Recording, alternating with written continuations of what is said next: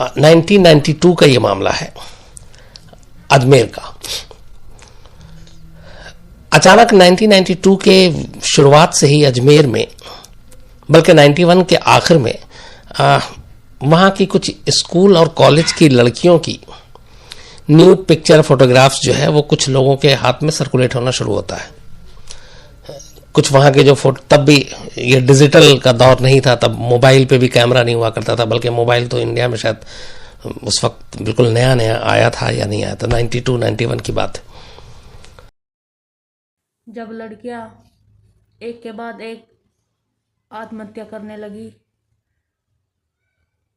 तो फिर ये कड़ी जुड़ती चली गई कि ऐसा क्या हो रहा है कि मतलब उस स्कूल की ही लड़कियां सारी निकल रही है, ऐसे करने लग रही है, अपनी जान देने लग रही है। वही है भाई, समाज का डर, बदनामी का डर। रिश्ते होने वहाँ लड़कियों के बंद हो गए थे, क्योंकि जो भी रिश्ते वाले आते थे पहले वो उस फोटोशॉप पर ही जाते थे कि कहीं ये लड़की, मतलब अगर किसी लड़की का रिश्ता हुआ, लड़के वालों के पास लड़की की तस्वीर आई तो वो उस फोटोशॉप पर जाते थे कि देखना भाई ये कहीं जो तुम्हारे पास नेगेटिव है जो है उससे मैच तो नहीं हो रहा ये फोटो।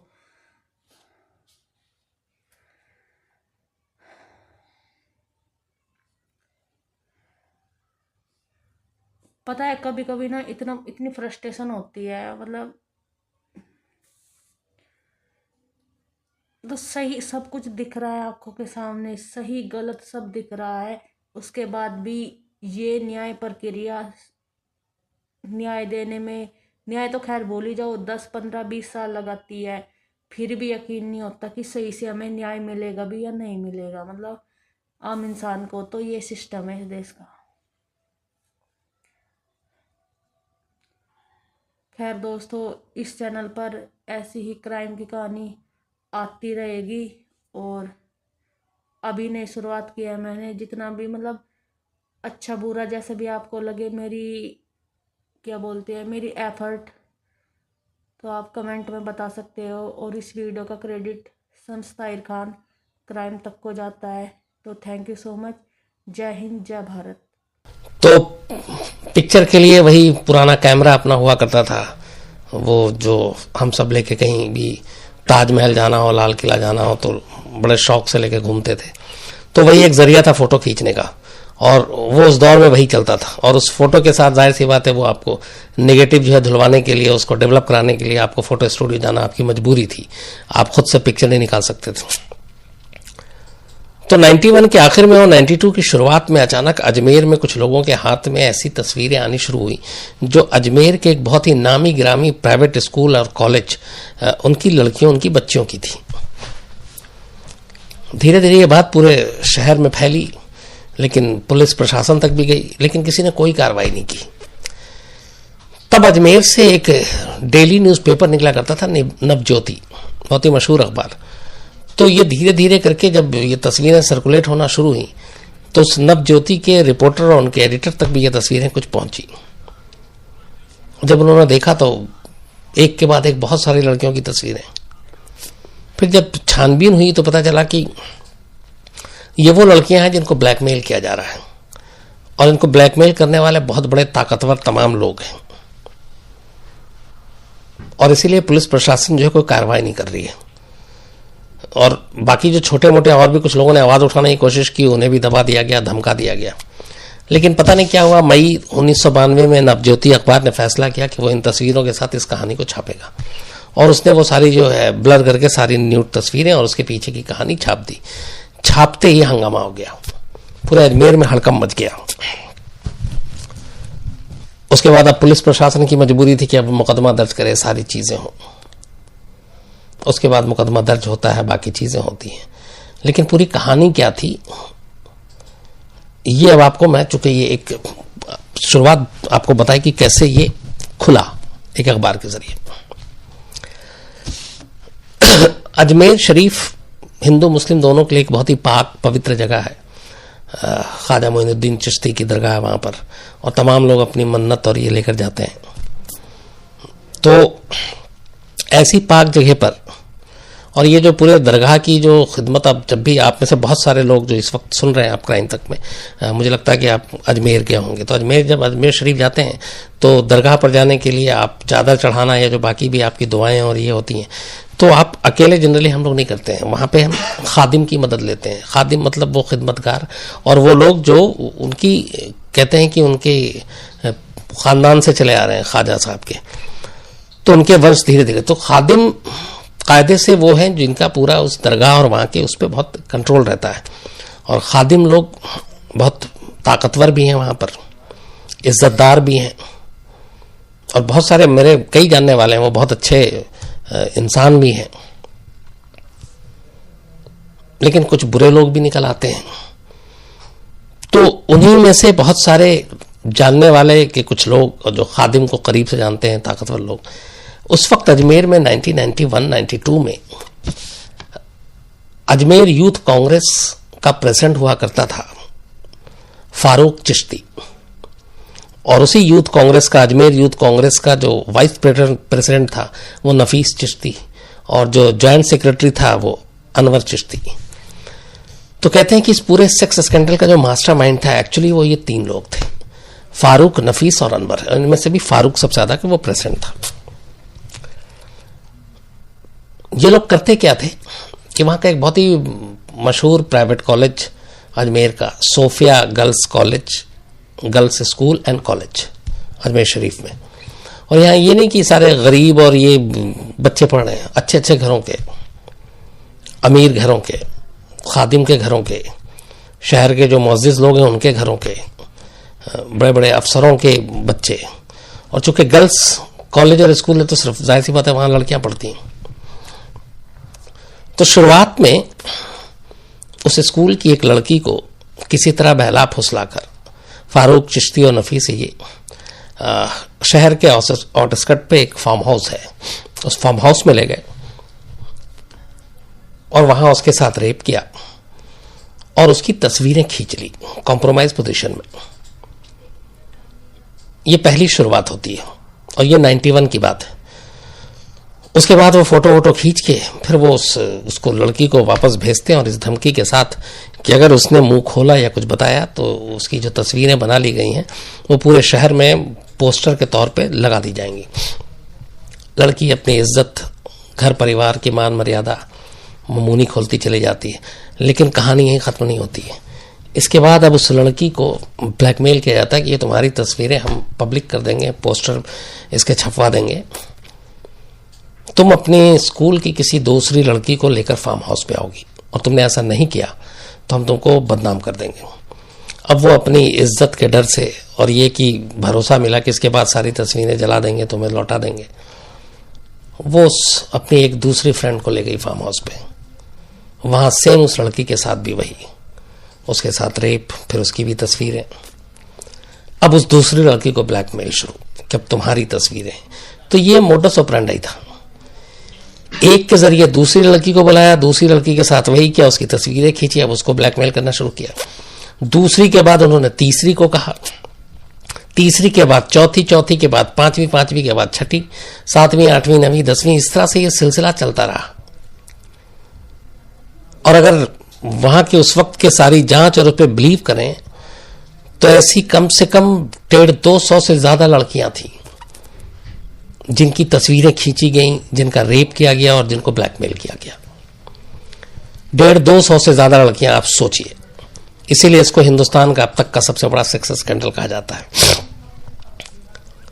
तो ये सिलसिला चलता रहा और ये लड़कियां सब इज्जत की वजह से खामोश रहीं। कुछ घर में अपने बताने को तैयार नहीं, कुछ हिम्मत नहीं।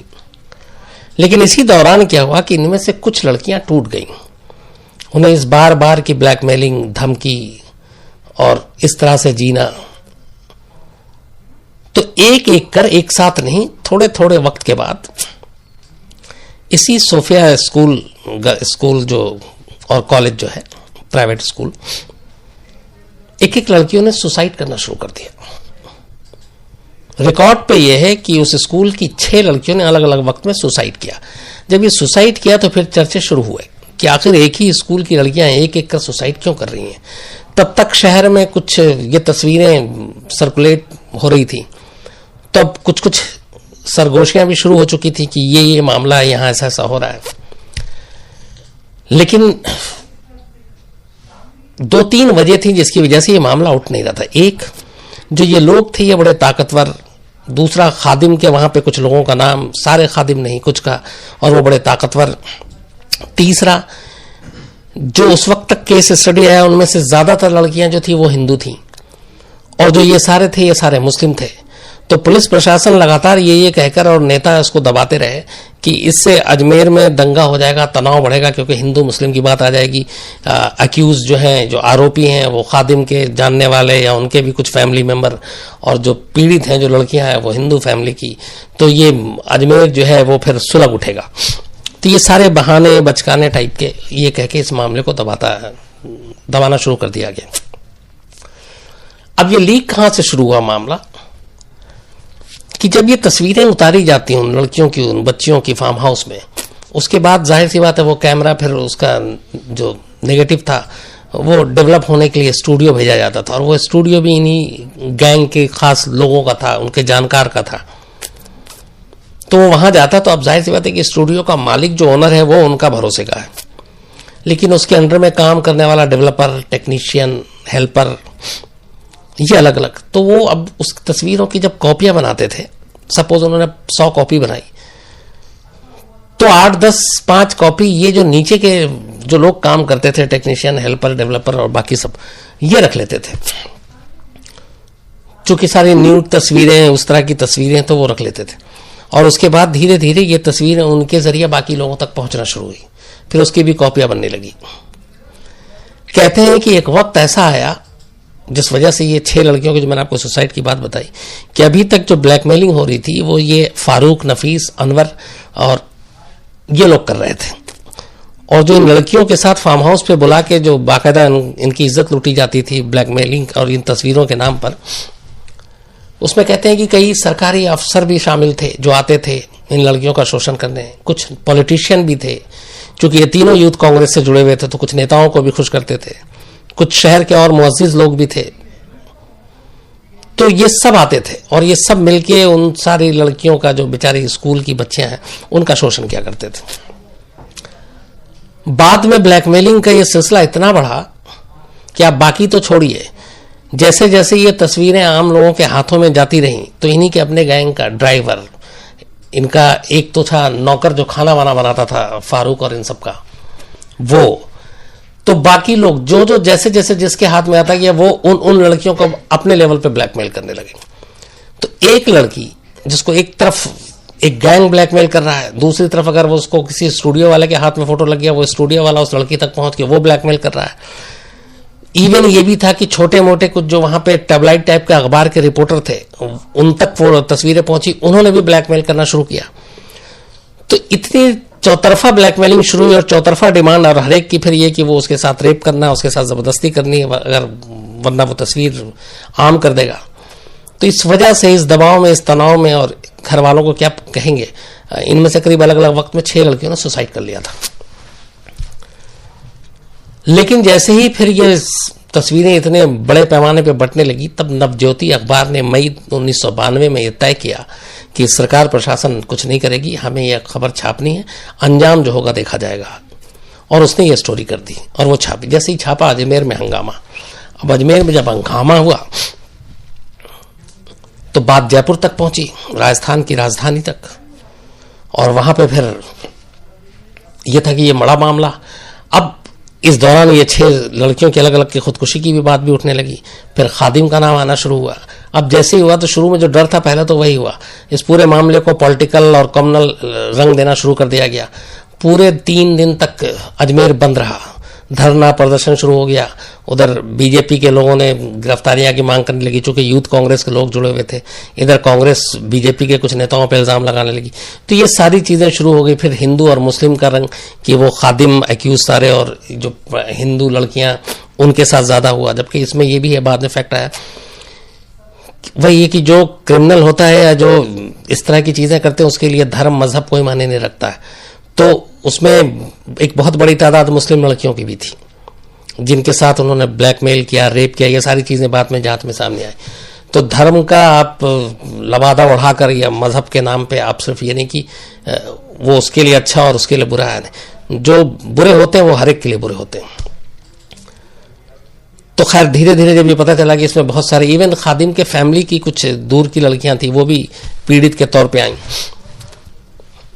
तो हंगामा हुआ, सब कुछ हुआ। लेकिन तब तक ये देश में जैसे जैसे खबरें आने लगी इस विभत्स तरीके से कि करीब 150-200 लड़कियां, गिनती का पता नहीं, एक्चुअल फिगर सच में बताऊं तो आज भी किसी को नहीं मालूम है कि कितनी लड़कियां थी। मैं तो फिर भी आपको 150-200 उस वक्त की पूरी जांच और सारी चीज़ों के आधार पर कह रहा हूं।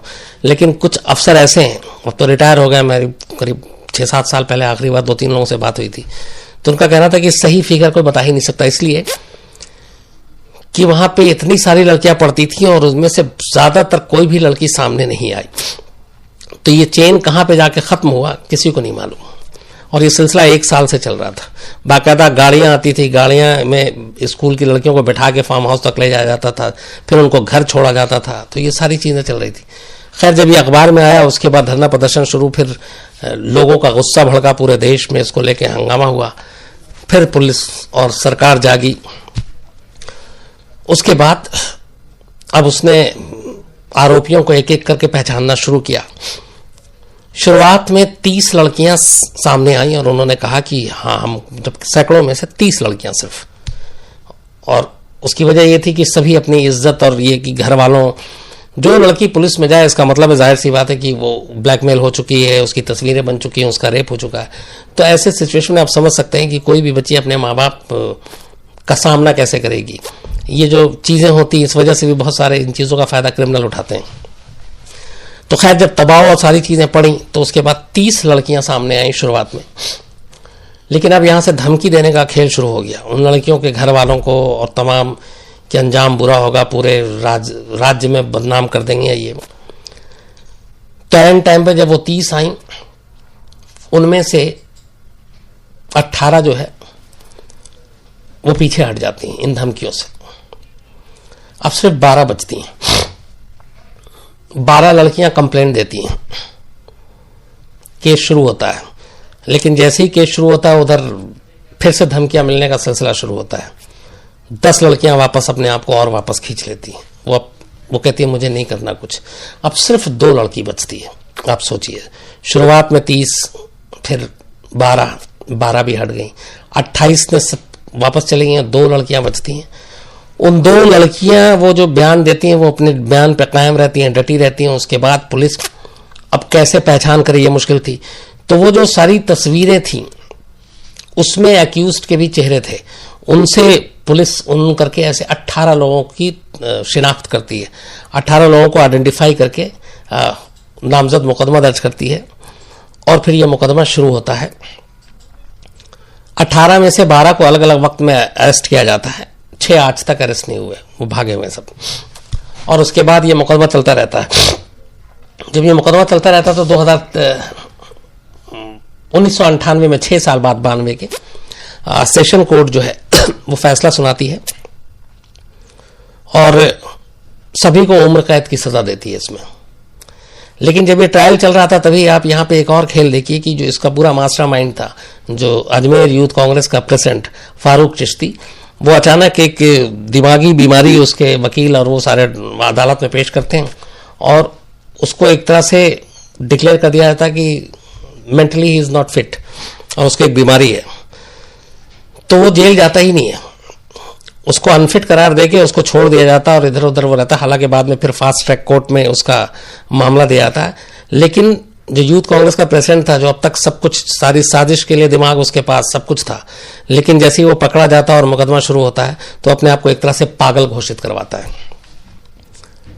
ऐसे ही उसके बाद जब ये केस चल रहा था और कुछ लोग बेल मिलता है, वो बेल के बाद ही भाग जाते हैं। एक इनमें से जो आपको बताया था कि कैसे लोग अलग अलग वक्त में सब ब्लैकमेल करना शुरू हो गए थे, नौकर से लेकर खानसामा। एक इसी का छोटे मोटे काम किया करता था फारूक चिश्ती का पुरुषोत्तम। ये बेल पे बाहर निकलता 8 मार्च 1994 को, 2 साल के बाद ही बेल। सोचिए इतनी सारी लड़कियों का बलात्कार, उसके बाद बेल भी तब आसानी से। और ये पुरुषोत्तम 8 मार्च 1994 को बाहर आता है और उसके बाद इसके बारे में खबर आती है कि इसने सुसाइड कर लिया, हालांकि आज तक साबित नहीं हुआ।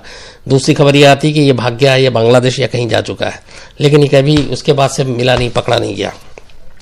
इनमें से जो बाकी अक्यूज हैं उनके बारे में कहता है कि इनमें से बहुत सारे यूएस चले गए। उस वक्त 1-2 लोगों के बारे में जानकारी इकट्ठा करके यूएस को इन्फॉर्म भी किया गया था, लेकिन उसमें भी कुछ नहीं हुआ। तो खैर ये सेशन कोर्ट उस वक्त फैसला सुनाती है और इनमें से सबको उम्र कैद की सजा दे देती है। इनके ऊपर एक तो रेप का मुकदमा चलता है और दूसरा किडनैपिंग का, क्योंकि उठा कर लेके गए थे। टोटल जो है इस मामले में 6 लड़कियों के बारे में है कि उन्होंने खुदकुशी कर ली थी अलग अलग वक्त में से स्कूल की, और 3 अक्यूज्ड के बारे में है कि ये जब बेल पर आए और इनमें से खुदकुशी कर ली। 2 का ये था कि उसके घर और आसपास उसकी इतनी बदनामी हो गई कि तुमने ऐसा काम किया कि वो शर्म से मर गया। तो 3 अक्यूज्ड, 18 में से 3 ने सुसाइड कर ली, 6 लड़कियों ने सुसाइड की। बाद में राजस्थान हाईकोर्ट ने उम्र कैद की सजा को उम्र से घटाकर 10-10 साल कर दिया था 4 के, बाकी 4 लोगों को उसने उम्र कैद ही रखा। बट सुप्रीम कोर्ट में जब ये मामला गया तो सुप्रीम कोर्ट ने कहा था कि नहीं, ये 10 साल की सजा कम है। हालांकि इस दौरान सारे बेल पे सब निकलते भी गए, आते भी गए। और आज की तारीख में ये है कि जो 3 मेन अक्यूज चिश्ती हैं, इनमें से कोई भी जेल में नहीं है, ये याद रखिएगा आप। दूसरा, इस पूरे मामले में आगे तक क्या होता रहा, ये तो हो गया कि केस पकड़ा गया, सब कुछ हो गया। अजमेर में उस दौरान में 92 के बाद ये भी खबर सामने आई, अगले 5-6-7 साल तक, बल्कि आप 2000 तक मान के चलिए कि अजमेर की किसी लड़की से अगर कोई रिश्ता तय करने के लिए जाता था तो पहले वो चेक करता था कि वो जो वहाँ के अखबारों में जो तस्वीरें आई हैं जो ब्लैकमेलिंग की, तो कई लोग तो रिश्ते घर जाने से पहले लड़की के उस अखबार के दफ्तर जाते थे, और ये रियल स्टोरी, और जाके वो कहते थे कि हम फलाने घर की इस बेटी के यहाँ अपना रिश्ता करना चाहते हैं, ये तस्वीर उस लड़की की आप देखिए, ज़रा मैच करके बताइए कि क्या ये तस्वीर उन तस्वीरों में शामिल है जिसको ब्लैकमेल किया गया था। कोशिश तो ये होती थी कि अजमेर की लड़की से रिश्ता ही ना हो, उसका असर यहां तक था, और ये सोच हो गई थी इस एक केस की वजह से। लेकिन इस पूरे केस की सबसे अजीब जो बात है वो यही है कि इसमें से जितने मेन अक्यूज थे वो अभी बाहर हैं, ज्यादातर को बेल मिली, एक ने अपने आप को पागल घोषित करवा दिया। अजमेर के लोग जानते हैं कि हकीकत क्या है, और जहां 150-200 लड़कियां शिकार हुई, वहां पे अगर 10 साल और उम्र कैद की भी सजा को हम लोग देखें तो फिर कई बार लगता है कि अगर यही इंसाफ है, यही कानून है, तो फिर ये सब नहीं होना चाहिए। क्योंकि अगर एक बलात्कार की सजा आप उम्र कैद रखते हैं तो आप सोचिए 150-200 में कहां गिनती जाके ठहरेगी। और अगर उस वक्त ये इन्वेस्टिगेशन सही तरीके से होता, दूसरा उन लड़कियों को भी उनके घर वालों की तरफ से भी सपोर्ट नहीं मिला, ज्यादातर लड़कियां इस वजह से, और मैं उनके इस सोच से मैं उनसे सहमत हूं थोड़ा, कि पता नहीं उनके घर वाले क्या कहेंगे, उन्हें मार देंगे, उसे क्या होगा, मेरी वजह से मेरी बहनों का क्या होगा, मेरे भाई शर्मिंदा होंगे, बाहर जहाँ माँ बाप शर्मिंदा होंगे। इस सारी मजबूरियों की वजह से ज्यादातर लड़कियां ने खामोशी अख्तियार कर ली थी, जिसका फायदा जो है वो उन मुजरिमों को हुआ। कहीं ना कहीं थोड़े हद तक वो भी, अगर आप इंसानी पहलू से देखें तो वो पूरी तरह गलत नहीं थी, लेकिन ये है कि सजा दिलाने के लिए जरूरी है कि सामने आए। लेकिन जो लड़कियां बहुत सारी इसी वजह से सुसाइड भी कर ली थी। लेकिन ये जो पूरा केस था, इसने ये बताया कि अगर ऐसे सेंसिटिव केस, ऐसे मामले में भी हमारी पुलिस इन्वेस्टिगेशन, हमारी पूरी न्याय जो प्रणाली है वो आम केस की तरह ही से लेगी, तो फिर बड़ा वो अजीब सा होता है। क्योंकि ये यूं ही नहीं है हिंदुस्तान का सबसे बड़ा सेक्स स्कैंडल, इसका पैमाना कुछ और होना चाहिए। ये केस एक नज़ीर होना चाहिए जिससे आपको सबक मिले बाकी जगह पे, लेकिन ऐसा हुआ नहीं। और यही वजह है कि एक तो अभी 2018 में 26 साल के बाद एक इसमें अपने आप को उसने अभी सरेंडर किया था, वो भी बुर्का पहन कर गया था, और उसने अपने आप को वहां, फारूक चिश्ती उसका नाम था, नहीं फारूक चिश्ती तो यह था, कोई और चिश्ती था वो। तो आज भी अगर आप अजमेर में वहां के पुराने जर्नलिस्ट और लोगों से बात करें तो ये कहानी सुन के ही लोगों के रोंगटे खड़े हो जाते हैं। और उस वक्त ये भी हाँ, सुहेल गनी चिश्ती था जिसने 24-26 साल के बाद सरेंडर किया था। उस वक्त की हालत ये थी कि एक और जो चीज अजीब सी कि अजमेर में रहने वाले और जिनकी बच्चियां स्कूल और कॉलेज में पढ़ती थीं, शायद ही कोई ऐसा घर, ऐसे माँ बाप होंगे जो अखबार के दफ्तर में या फोटो स्टूडियो में जाके चुपचाप से, खामोशी से, छुप के ये पता करने की कोशिश नहीं करते थे कि कहीं मेरी बच्ची भी तो इसमें शामिल नहीं है, कहीं उसकी भी तो तस्वीर नहीं आ गई है। ये हालत थी। तो वो कैसे उस दौर में जीते थे, हर दिन डर डर कर, सहम सहम कर कि पता नहीं कब किस घर से किस बच्ची का नाम सामने आ जाए। तो वो जो सारी चीजें थी, उस सारी चीजों को, सारे दर्द को, सारे तकलीफों को अगर आप सामने रखें और जिस बड़े पैमाने पे हुआ था, तो मुझे लगता है कि शायद ये इंसाफ नहीं था और इसके लिए एक नज़ीर सजा होनी चाहिए थी, जो हुई नहीं। तो ये थी पूरी अजमेर की कहानी। उस वक्त की सरकार ने, सिस्टम ने, मीडिया ने,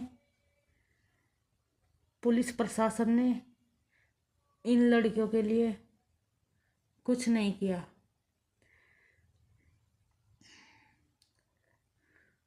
दो 200 के आसपास लड़कियां इसका शिकार हुई।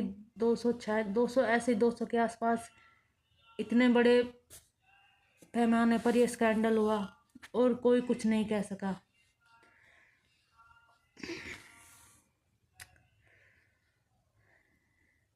इस देश में जब जाती होती है किसी के साथ तो कानून के पास जाता है एक आम इंसान, लेकिन जब कानून ही सपोर्ट ना करे तो इंसान कहाँ जाए।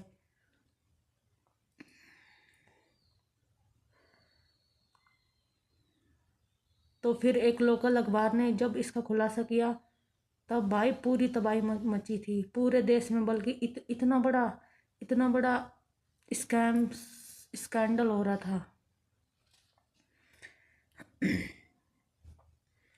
जो कांग्रेस का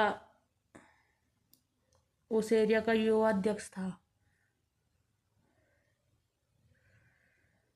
वो था इसमें शामिल। खैर, आपने पूरी कहानी तो सुनी ली। मुझे लगता है ना, इस देश में आम इंसान के लिए कोई न्याय नहीं है ही नहीं भाई। आम इंसान के लिए न्याय, ये आपको भी मुझसे ज़्यादा पता होगा। अगर आप एक हाई फैमिली से हो, रसूखदार फैमिली से हो, तो भाई है थोड़ी बहुत न्याय की उम्मीद, वरना मिडिल क्लास लोगों के लिए इस देश में कोई न्याय नहीं है।